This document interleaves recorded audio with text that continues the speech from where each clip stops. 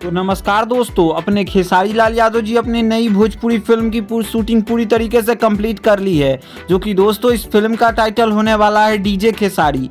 आप सभी को बता दूं कि साउथ फिल्म में जो डीजे आया था अल्लू अर्जुन का, उससे बहुत हटके इस भोजपुरी लैंग्वेज में बनाई गई है डीजे खेसारी।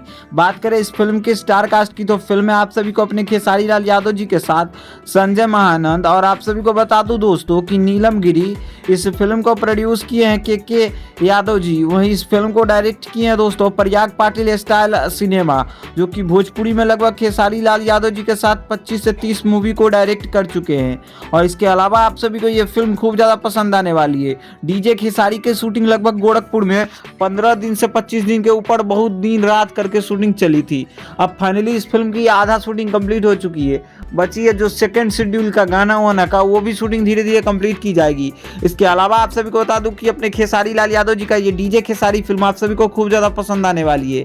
इस फिल्म में अपने खेसारी लाल यादव जी के साथ जोड़ी जमने वाली है नीलम गिरी के साथ।